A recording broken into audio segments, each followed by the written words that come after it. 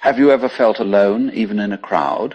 What if that feeling of separation is just an illusion? Today we explore why your ego convinces you that you are separate from everything and what it means to finally see through it. Most people go through life with a subtle, persistent feeling that they are somehow separate from everything around them, separate from nature, from society, from the world, even from their own thoughts. This sense of separation is the foundation of what we call the ego. It is the private story each of us tells ourselves about who we are, where we begin and where we end. But what if this separation is an illusion? What if the boundaries you take for granted are far more fluid, far more imaginary than you have ever realized? And what if the ego's deepest fear, its fear of disappearing, is actually the doorway to a greater, more peaceful form of existence? In this episode, we explore the illusion of separation. We examine why the ego believes it is alone, how this illusion shapes human suffering, and why seeing through it can radically transform your relationship with life. From the moment you learn your name, the ego is born. It starts as something innocent, a label, a way for others to address you. But slowly, the label becomes a limitation. You begin to believe that the small cluster of memories, preferences, fears, and habits that make up your personal identity is the entirety of who you are. Yet this is only the thinnest slice of your existence. Before you learned your name, before you distinguished your hand from the world around you, your experience was undivided. You did not stand apart from life. You were immersed in it. You breathed with the world, not against it. The ego begins as a tool, but becomes a prison. Because once you believe I am this, not that, a boundary appears. A line is drawn, and everything beyond that line begins to feel foreign, threatening, or irrelevant. The ego survives by division, by convincing you that you are separate from the flow of life itself. The ego maintains its illusion through walls. Not physical walls, but psychological ones. Walls of belief. I must protect myself. I must control life. I must defend who I think I am. Walls of emotion. Fear, pride, shame, envy. And walls of narrative. The world is dangerous. People cannot be trusted. I must stand alone. These walls create tension. The tighter you hold to the idea of me, the more the world feels like not me, and the more hostile it becomes. This is the great paradox of the ego. The more it tries to protect you, the more it isolates you. And the more isolated you feel, the more the ego tightens its grip. You can observe the illusion of separation everywhere. It appears in the subtle feeling that you are the thinker of your thoughts, in the belief that your awareness sits inside your skull, as if looking out through two small windows, in the sense that you must constantly manage, evaluate, and judge your experience. But look closely and you'll see that life does not happen to you, it happens as you. Just as the ocean produces waves, life produces people. You did not appear here independently. You grew out of this universe in exactly the same way a leaf grows from a tree. You are not an intruder in existence, you are an expression of it. The ego resists this idea because it undermines its most cherished belief, that it is separate, autonomous, and in control. But what if you allowed yourself to question this belief? What if the boundary between you and everything else is not a wall at all, but a veil? The ego clings to separation for two reasons. One, survival. A separate identity feels safer. It gives us the illusion that we can protect ourselves from harm. But this protection is only psychological. It does not prevent the impermanence that governs all things. Two, specialness. To be separate is to be special, unique, important. The ego thrives on comparison. I am better than them. I am worse than them. I must prove myself. I must defend myself. In this endless comparison, peace becomes impossible. The ego wants to be a wave trying to stand apart from the ocean, never realizing that its very existence depends on the sea beneath it. The sense of separation makes life feel like a contest. But when you begin to soften the ego's boundaries, something profound occurs. You realize that life mirrors your state of mind. When you feel separate, the world seems cold. When you feel connected, the world becomes alive. This is not a mystical statement. It's psychological and experiential. Your perception of reality changes with the quality of your consciousness. If your internal world is full of fear, everything looks threatening. If your internal world is full of resentment, everything looks unfair. If your internal world is full of openness, everything looks possible. The world is not happening against you, it is happening through you. So how does one begin to see through the illusion? Not by forcing the ego away, not by suppressing it, not by fighting it. The ego is not your enemy. It is simply a misunderstanding. To dissolve separation, you must observe it gently. Watch how the mind constantly labels, this is me, this is not me, this is good, this is bad. Every label creates distance. Every judgment reinforces separation. If you watch this process without reacting to it, without trying to change it, the boundaries begin to soften. You realize that thoughts arise on their own. Emotions flow like weather patterns. Perceptions come and go without effort. And you begin to sense something deeper, a background awareness that is not separate from anything at all. There is a space within you that does not divide, a space that does not judge, compare, or fear, a space that simply watches. This awareness is the antidote to the illusion of separation. It does not fight the ego. It reveals its limitations. When you rest in awareness, you feel connected to everything, not in a mystical sense, but in a direct, simple way. You feel the breath breathing itself. You feel thoughts arriving like visitors. You feel the body moving without a commander. There is no separate you controlling life. There is only life unfolding. When the illusion dissolves, even slightly, something beautiful happens. Loneliness disappears. Because loneliness is not the absence of people. It is the belief that you are separate from existence. When you see that you are inseparably part of the universe, loneliness becomes impossible, just as a wave cannot be lonely in the ocean. You realize that everything you have ever sought love, meaning purpose, has been woven into your nature from the beginning. You belong here. You always have. With the illusion softened, life becomes lighter. You no longer carry the heavy burden of defending an identity. You no longer fear impermanence, because you see that impermanence is the essence of life. You no longer cling to control, because you see that controlling life is like trying to control the tide. Instead, you flow. You participate in life without resistance. You engage fully without attachment. You love without fear of loss. You become, once again, what you were before the ego built its walls, a natural part of everything. Even when the boundaries of the ego begin to soften, the world does not instantly change. The trees remain rooted, the sun continues to rise and set, and the river flows in the same pattern. Yet everything feels different. Why? Because the filter through which you perceive reality has changed. Before, life passed through the lens of separation. Now life passes through the lens of connection. This is not simply a change in thought, it is a change in perception, in being. You begin to notice how many of your actions were driven by the ego, how much of your time was spent defending a self that does not exist independently. Even when the boundaries of the ego begin to soften, the world does not instantly change. The trees remain rooted, the sun continues to rise and set, and the river flows in the same pattern. Yet everything feels different. Why? Because the filter through which you perceive reality has changed. Before, life passed through the lens of separation. Now life passes through the lens of connection. This is not simply a change in thought, it is a change in perception, in being. You begin to notice how many of your actions were driven by the ego, how much of your time was spent defending a self that does not exist independently.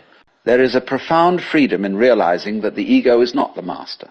The mind can still chatter, fears can still arise, but you are no longer fused with them. You are not every thought that passes through consciousness. You are the observer, the awareness in which life unfolds. In practical terms, this means you can watch emotions like waves on the ocean. Anger rises and falls. Fear appears and disappears. Joy comes and goes. None of these states define you. None of them are permanent. And none of them are truly separate from the rest of existence. This perspective changes how you interact with the world. You may notice a momentary impulse to cling, to judge, or to control. But instead of reacting immediately, you pause. You see the ego at work, recognize its patterns, and allow life to move without interference. The ego thrives on isolation. It believes in an I that stands apart. Yet every aspect of your being is interdependent.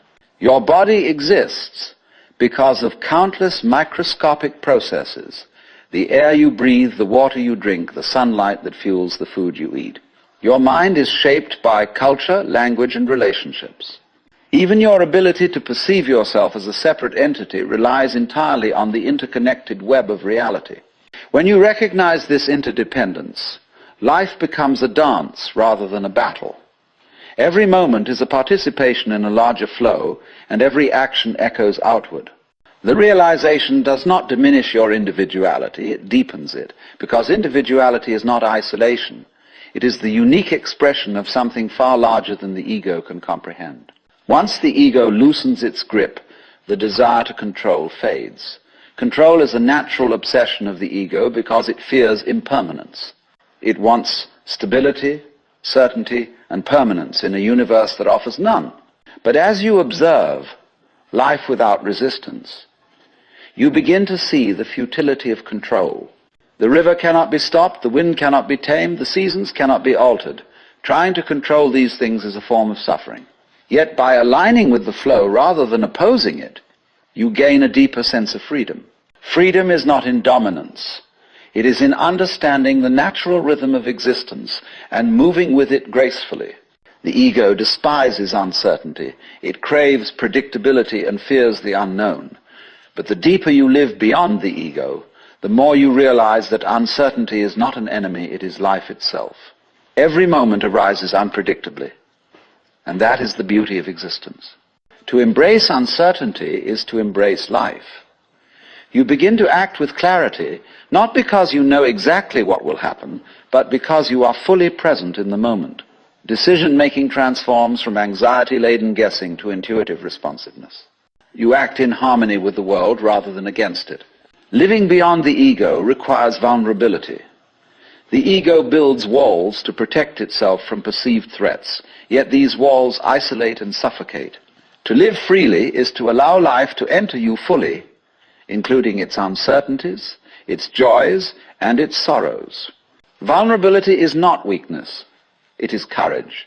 It is the willingness to experience life without the pretense of separation. It is the willingness to admit that you do not have all the answers, that you are part of something much larger than yourself. In vulnerability, you find authenticity, connection, and a profound sense of belonging. Much of the ego's power comes from the stories it tells. I am not enough. Life is unfair. I must prove myself. These narratives dominate consciousness, shaping perception and experience. Living beyond the ego is seeing through these stories. You recognize that they are constructions, temporary and changeable. They do not define reality, they only color it. And once you see this, the tension of life eases. You no longer need to defend or justify yourself. You no longer need to believe the story your ego insists upon. In life beyond the ego, connection is natural. You feel it with people, with nature, with the cosmos, yet this connection does not require clinging.